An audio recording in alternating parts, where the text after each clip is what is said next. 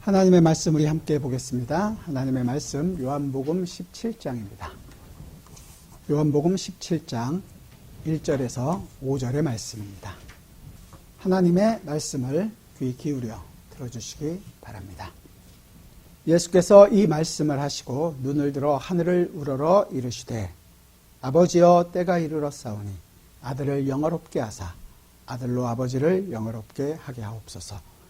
아버지께서 아들에게 주신 모든 사람에게 영생을 주게 하시려고 만민을 다스리는 권세를 아들에게 주셨음이로소이다. 영생은 곧 유일하신 참 하나님과 그가 보내신 자 예수 그리스도를 아는 것이니이다. 아버지께서 내게 하라고 주신 일을 내가 이루어 아버지를 이 세상에서 영화롭게 하였사오니 아버지여 창세전에 내가 아버지와 함께 가졌던 영화로서 지금도 아버지와 함께 나를 영화롭게 하옵소서. 아멘. 요한복음 17장은 말씀드린 것처럼 예수님께서 우리를 위하여 드리고 있는 기도의 정말로 모범입니다. 이 기도는 세 부분으로 나눠져 있다고 말씀을 드렸죠. 첫 번째, 예수님 자신을 위해서 지금 기도하고 있는 1절부터 5절의 말씀이고, 그 다음에 이 기도를 지금 함께 하고 있는 제자들을 위해서 6절부터 19절까지 말씀을 기도를 하고 계시며, 마지막에 그 제자들을 통하여서 하나님의 백성이 될, 그러니까 우리죠. 우리를 위해서, 성도들을 위해서 하는 기도가 20절부터 마지막 26절까지 이루어지고 있다는 것을 말씀드렸습니다. 예수님께서 지금 첫 번째 예수님 자신을 위해서 기도하는데 두 가지의 기도를 하고 계신다고 말씀드렸어요. 첫 번째가 지지난주에 우리가 함께 살펴봤던 자신을 영화롭게 해달라. 자신을 영광받게 해달라는 것이 아니라 이유가 뭐였냐면 아버지 하나님을 영화롭게 하기 위하여 자신을 영화롭게 해달라고 지금 기도하고 있습니다. 결국은 이 모든 얘기는 예수님의 하고 계시는 사역은 다 자신을 위한 것이 아니라 아버지 하나님을 영화롭게 하는 일이라고 말씀드렸죠. 아버지 하나님께 영광을 돌리는 일이었습니다. 그 중심에 지금 예수님의 그 공생의 고난과 십자가, 죽음, 부활, 이 모든 일이 하나님을 영화롭게 하는 일이라는 것을 말씀드렸습니다. 단순히 우리를 구원하기 위하여 십자가에 죽으셨다. 우리는 우리의 구원 쪽을 항상 먼저 생각하니까 그렇게 생각하기 쉽지만 그 이전에 그 모든 일이 사실은 하나님께 영광이 된다는 것을 말씀을 드렸습니다. 왜냐하면 이것이 하나님께서 하라고 하신 일을 이루셨는 거예요. 어떻게 이루셨느냐? 예수님은 자기의 힘이 아니라 하나님만을 의지하시는 것으로 이렇게 이루어 가셨습니다. 그 일을 이루셨죠. 완성을 하셨습니다. 그렇게 하나님께 영광을 돌리셨죠. 그분의 모든 인생은, 모든 일의 근본은 그래서 하나님께 영광을 돌리는 일이었다는 것을 잊어서는 안 됩니다. 따라서 우리도 똑같이 하나님께 영광을 돌리는 인생이라는 것을 말씀을 드렸습니다. 여러분들이 잘 아는 유명한 그 음악가 요한 세바스찬 바흐라는 사람을 혹시 아십니까? 그 바흐의 작품에는 언제나 인장처럼 찍혀있는 글씨가 있습니다. SDG, Soli Deo Gloria, 오직 하나님께 영광. 우리의 성도의 모든 인생도 Soli Deo Gloria, 하나님께 영광을 돌리는 인생이라는 것입니다.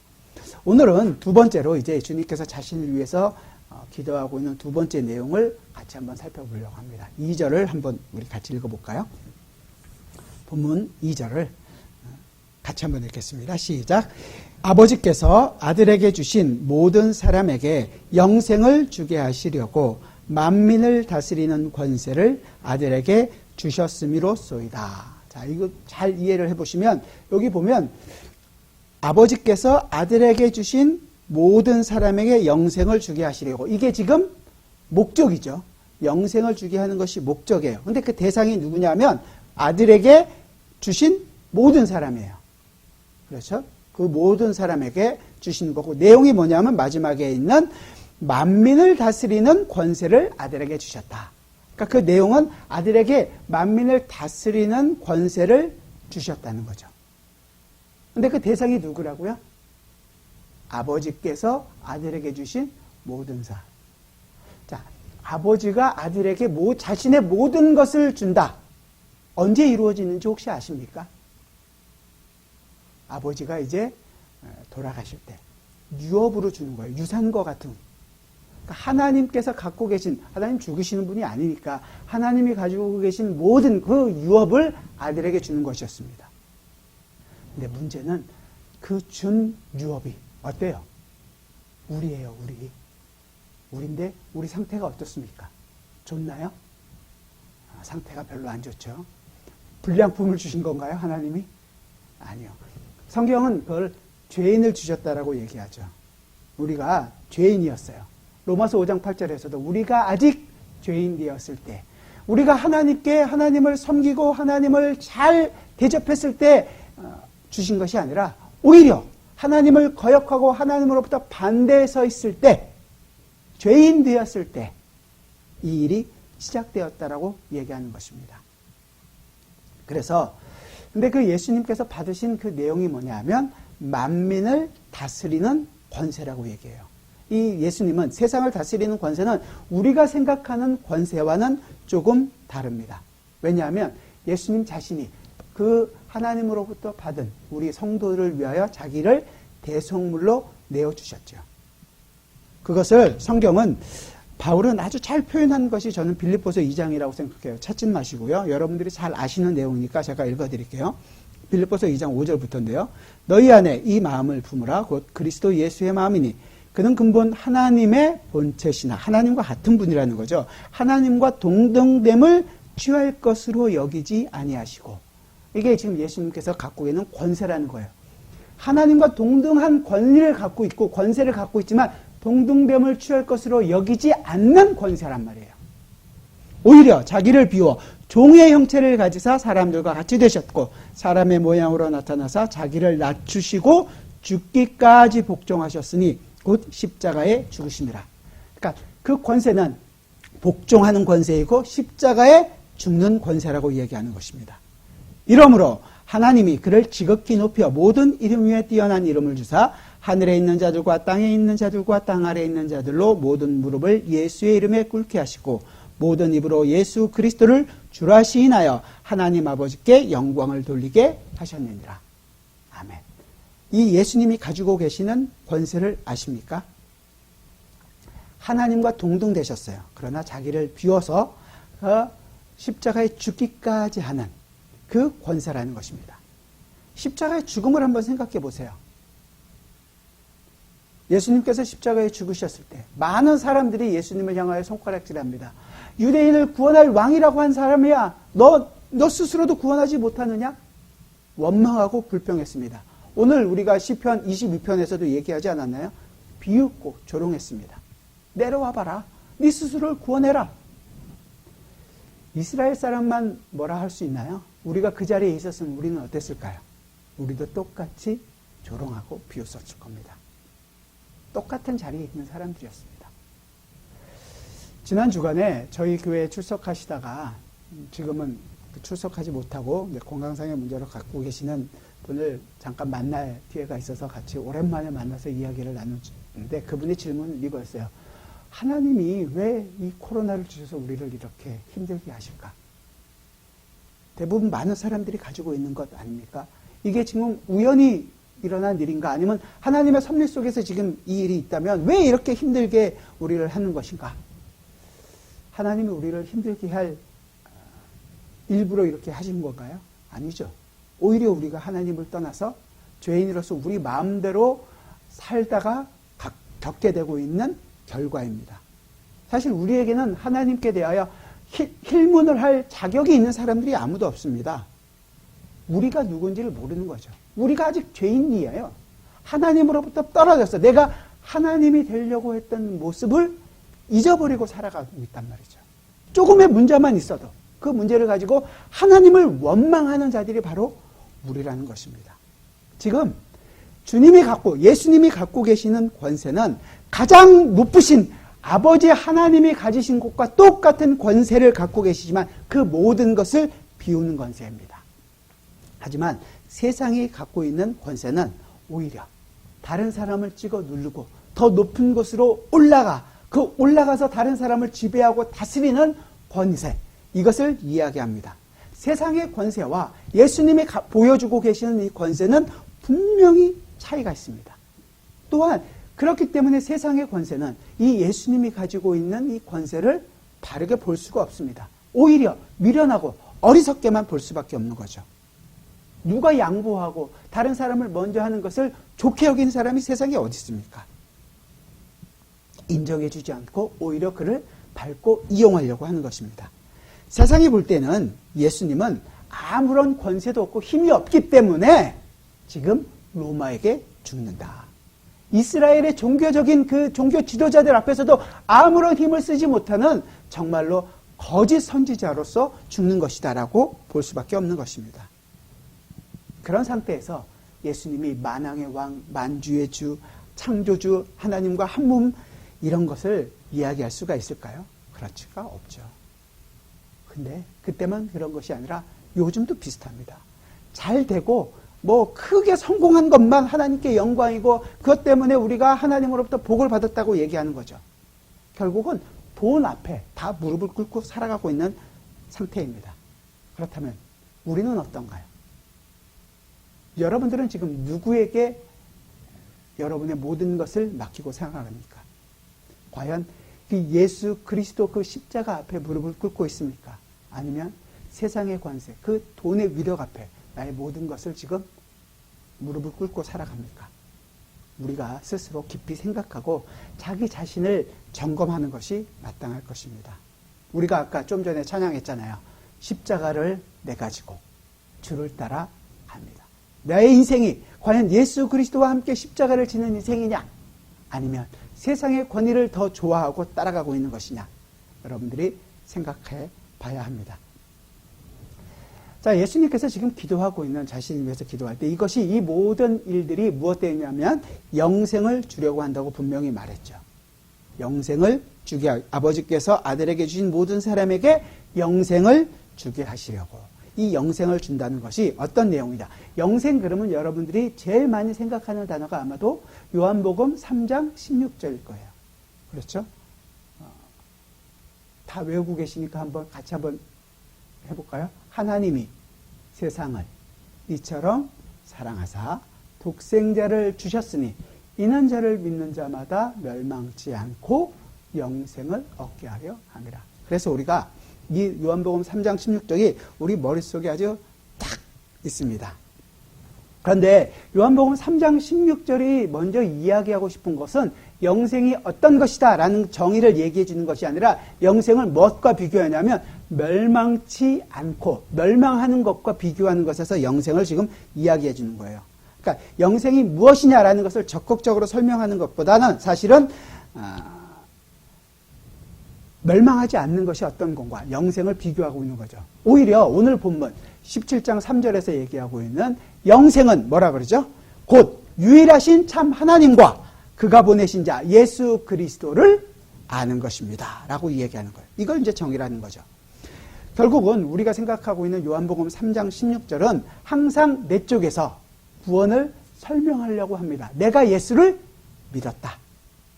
그리고 내가 예수를 믿었으니까 하나님도 그 믿음의 보상으로 대상으로 이제 대가로 우리에게 영생을 주시는 것이다.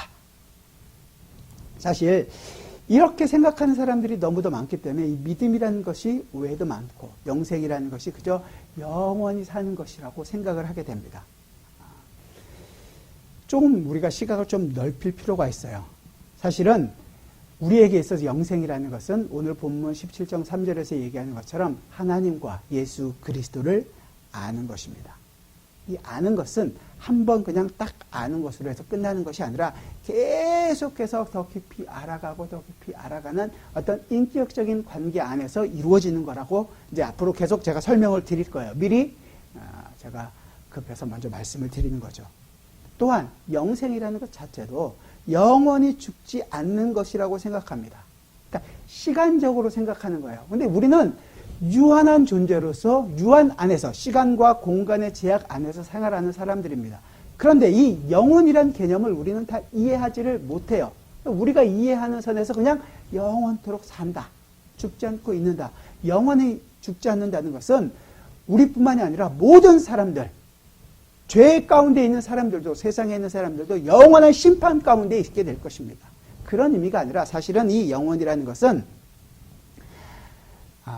어떻게 보면 하나님이 모든 것에서 완전하시다, 변하지 않는다라는 것에서부터 시작할 수 있습니다. 온전하신 하나님, 어떤 것을 더해야 되는 것도 아니고 하나님이 이것은 잘못해서 띄어서 버려야 되는 것도 아닌 그런 의미로서의 영원을 이야기하는 것입니다.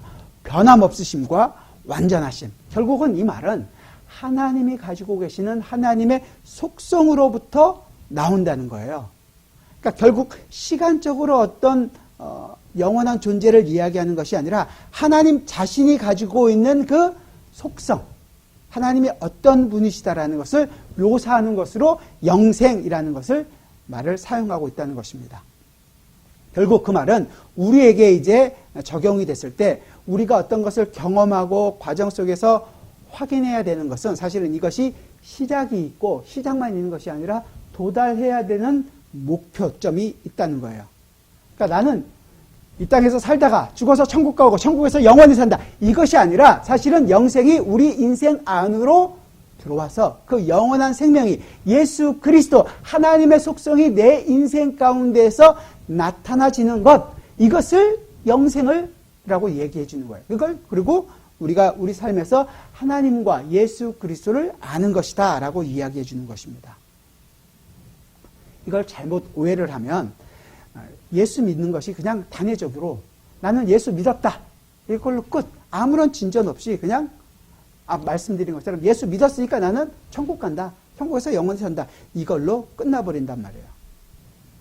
한번 변화된 것을 끝이 아니라 예수를 믿는다는 것은 그 믿음으로 말미암아 내 삶에서의 이 치열함과 이 수준으로서의 성장해 나가야 되는 과정이 필요하다는 것입니다. 이 부분을 오늘 본문 앞으로 볼 내용이지만 17장 우리 21절부터 한번 같이 봅시다. 좀 더 잘 설명해 주는 구절인데요. 21절부터 우리 24절까지 같이 한번 읽어봅시다. 17장 21절부터 24절 같이 읽어보겠습니다. 시작. 아버지여, 아버지께서 내 안에, 내가 아버지 안에 있는 것 같이 그들도 다 하나가 되어 우리 안에 있게 하사 세상으로 아버지께서 나를 보내신 것을 믿게 하옵소서. 내게 주신 영광을 내가 그들에게 주었사오니 이는 우리가 하나가 된 것 같이 그들도 하나가 되게 하려 함이니이다. 곧 내가 그들 안에 있고 아버지께서 내 안에 계시어 그들로 온전함을 이루어 하나가 되게 하려 함은 아버지께서 나를 보내신 것과 또 나를 사랑하심과 같이 그들도 사랑하시는 것을 세상으로 알게 하려 함이로소이다. 아버지여, 내게 주신 자도 나 있는 곳에 나와 함께 있어 아버지께서 창세 전부터 나를 사랑하심으로 내게 주신 나의 영광을 그들로 보게 하시기를 원하옵나이다. 아멘. 이 말씀을 잘 보면 사실은 이 아는 것이라는 것은 지식적으로 는 것이 아니라 이제 모든 삶에서 싸움이 시작됐다는 것을 얘기하는 거예요. 이 영생이 하나님과 예수 그리스도를 아는 거라고 말씀드렸잖아요. 이 안다는 것은 우리가 소위 얘기해서 어떤 연예인이나 아니면 스포츠 스타나 유명인을 안다, 이렇게 표현하잖아요. BTS 아십니까? 이거 얘기 잘못하면 오해가 될 수도 있지만 몇 명인지 저는 잘 모르는데 그 이름이 누구고 뭘 좋아하고 요즘엔 전 세계적으로 굉장히 유명한 그룹이랍니다. 한국 사람이라는 젊은이들이 자랑스럽기도 하지만 그런 식으로 안다라는 것을 표현하는 것은 아니에요. 정보를 아는 것을 떠나서 훨씬 더 깊은 관계를 의미하는 것입니다. 그를 안다고 할 때는 그가 어떤 성격이고 그의 모든 것이 무엇인지를 그 속성으로부터 아는 것입니다. 우리가 아는 것은 예수님이 나를 위하여 죽으셨다. 하나님이 천지를 창조하셨다. 지금도 이 땅을 섭리하고 운행하고 계신다. 그런 식으로 그냥 지식적으로 알 수 있습니다. 그건 하나님에 대하여, 예수 그리스도에 대하여 아는 것이지 하나님을, 예수 그리스도를 아는 것은 아닌 거죠. 객관적인 사실에 대해서 진리로 받아들이고 인정할 수 있습니다. 그러나 그것은 하나님에 대해서 아는 것입니다. 하나님을 안다는 것은 그 하나님을 알기 때문에 그분이 창조주이고 나는 피조물이라는 것을 아는 거예요. 그럼 하나님이 주인이고 나는 종이라는 것을 아는 것입니다. 그 이후에 나오는 종으로서 하나님의 말씀에 온전히 순종하고 살아가야 할 책임이 나에게 있다라는 것을 인정하고 그 말씀 앞에 나의 모든 것을 엎드리는 것입니다. 이것을 하나님을 안다고 얘기하는 거예요. 하나님에 대해서 아는 것이 아니라 많은 성도들이 하나님에 대해서 알 수 있습니다. 교회에 나오는 사람들 중에서도 하나님이 창조하셨습니다. 창조주입니다. 압니다. 하지만 창조주이지만 나의 주인은 아닐 수 있습니다. 여전히 나의 주인은 나이죠.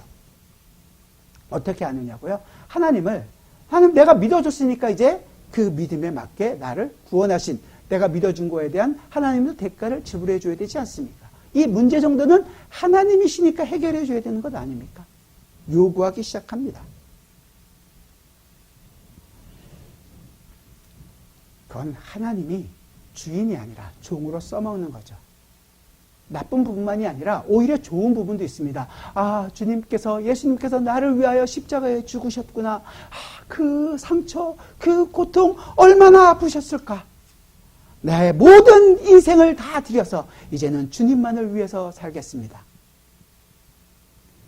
예수 그리스도의 십자가, 고난, 그 의미와 목적에 대해서보다 그 느낌과 그 상태에 대해서만 알고 있다는 것은 예수 그리스도에 대해서 아는 것입니다.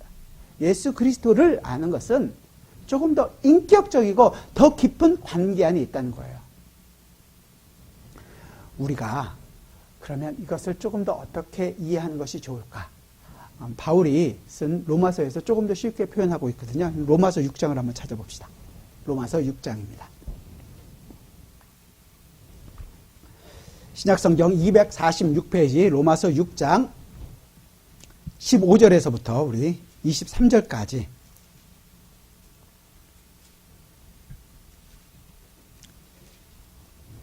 천천히 하나하나 생각하시면서 같이 한번 읽어봅시다. 로마서 6장 15절에서 23절 같이 읽겠습니다. 시작.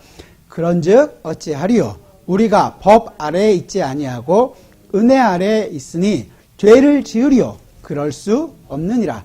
너희 자신을 종으로 내주어 누구에게 순종하든지 그 순종함을 받은 자의 종이 되는 줄을 너희가 알지 못하느냐. 혹은 죄의 종으로 사망에 이르고 혹은 순종의 종으로 의에 이르느니라. 하나님께 감사하리로다. 너희가 본래 죄의 종이더니 너희에게 전하여 준 바 교훈의 본을 마음으로 순종하여 죄로부터 해방되어 의에게 종이 되었느니라. 너희 육신이 연약함으로 내가 사람의 예대로 말하노니 전에 너희가 너희 지체를 부정과 불법에 내주어 불법에 이른 것이 이제는 너희 지체를 의에게 종으로 내주어 거룩함에 이르라. 너희가 죄의 종이 되었을 때에는 의에 대하여 자유로웠느니라. 너희가 그때 무슨 열매를 얻었느냐? 이제는 너희가 그 일을 부끄러워하나니 이는 그 마지막이 사망임이라. 그러나 이제는 너희가 죄로부터 해방되고 하나님께 종이 되어 거룩함에 이르는 열매를 맺었으니 그 마지막은 영생이라.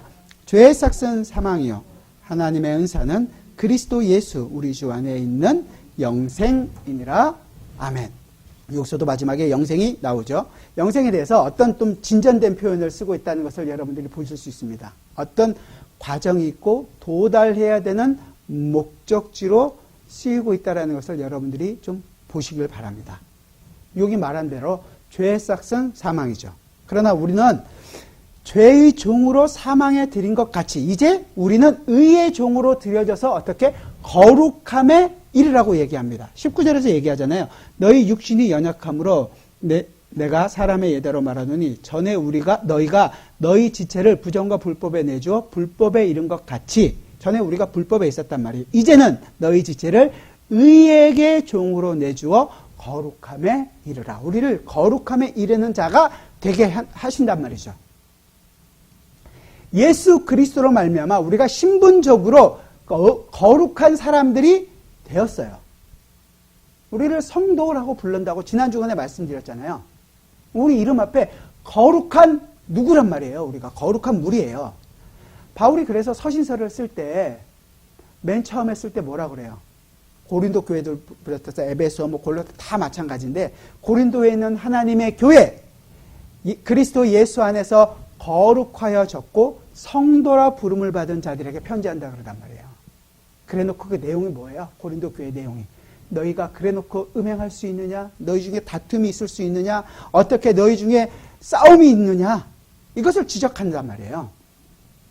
신분적으로는 이미 거룩한 백성, 하나님의 자녀이기 때문에 우리는 의로워졌습니다.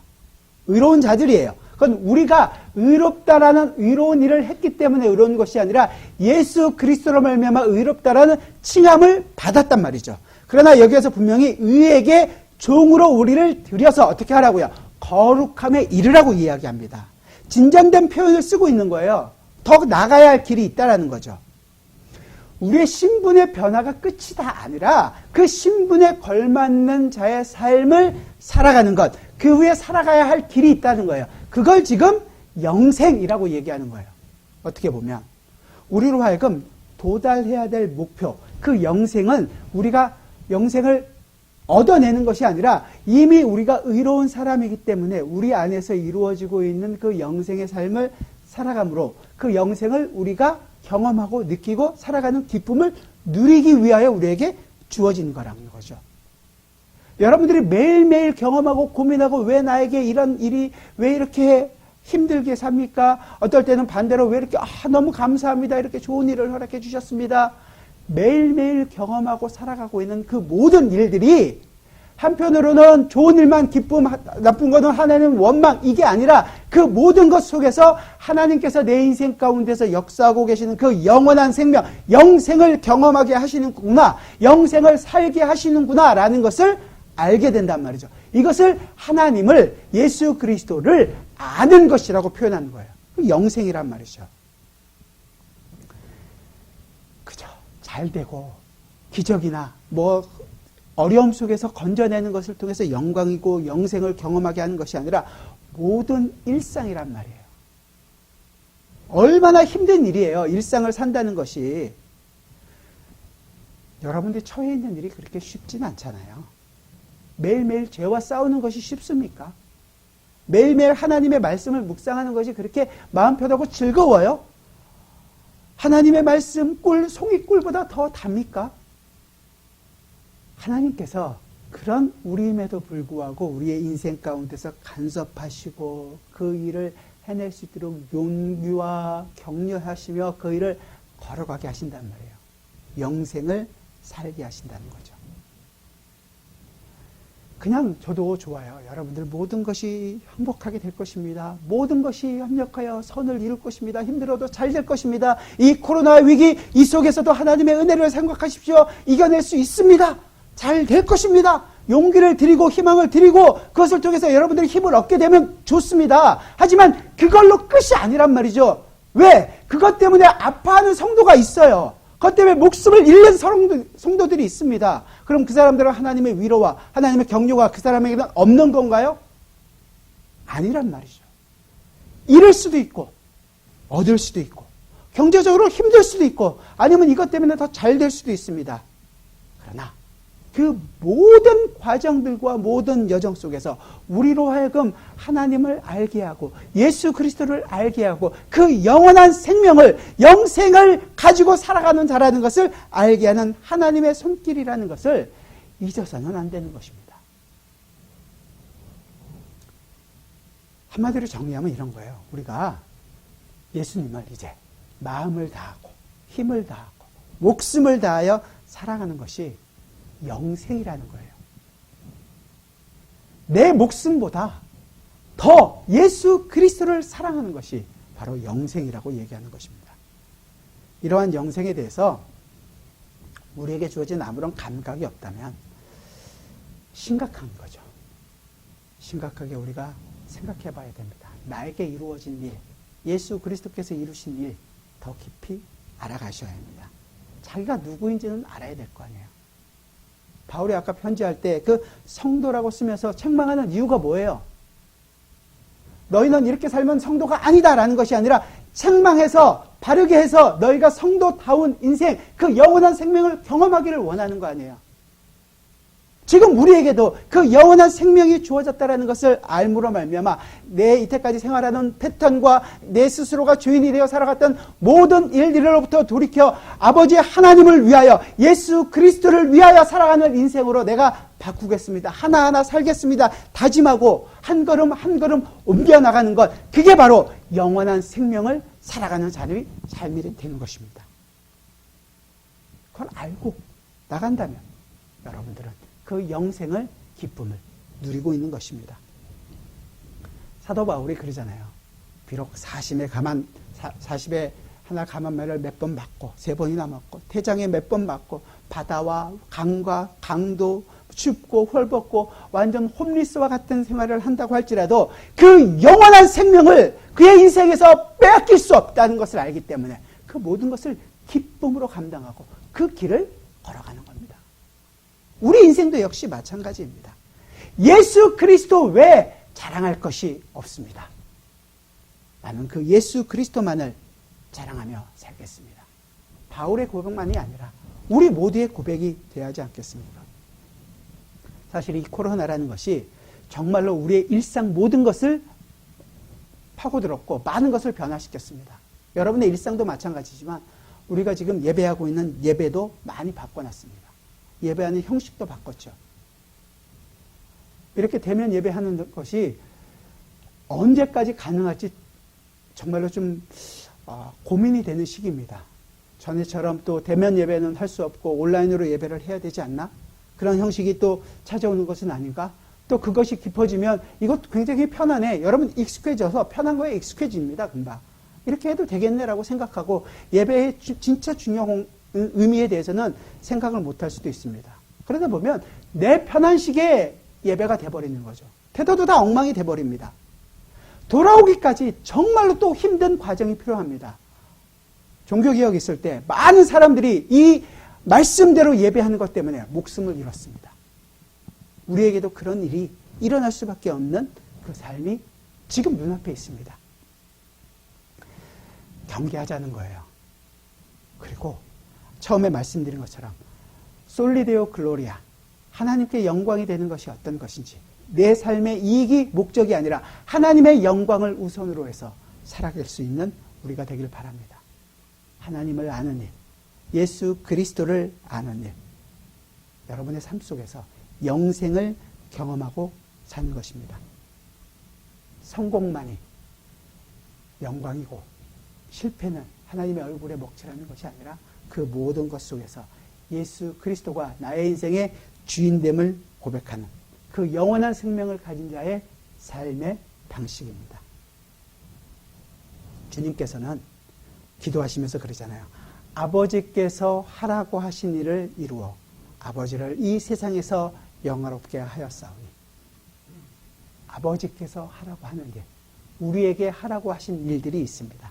예수 그리스도와 동행하는 삶, 예수 그리스도를 보여주는 삶, 우리에게도 주어진 것입니다. 성령 하나님께서 여러분의 각자의 인생에서 은혜를 베풀어 주셔서 그 영생의 맛을 경험하고 그 영생의 기쁨을 누려가게 하시기를 주님의 이름으로 부탁드립니다. 기도하겠습니다. 사랑하는 주님, 우리에게 주어진 이 영원한 생명이라는 것이 그저 죽지 않고 영원히 산다라는 것이 아니라 주님과 함께 예수 그리스도가 내 안에, 내가 그리스도 안에 그 온전한 관계 안에서의 기쁨을 누려가게 하시는 주님의 은혜라는 것을 우리가 알게 되었습니다. 자꾸 우리는 우리의 욕심대로 우리가 원하는 삶을 추구하고 살아갈 때가 많습니다.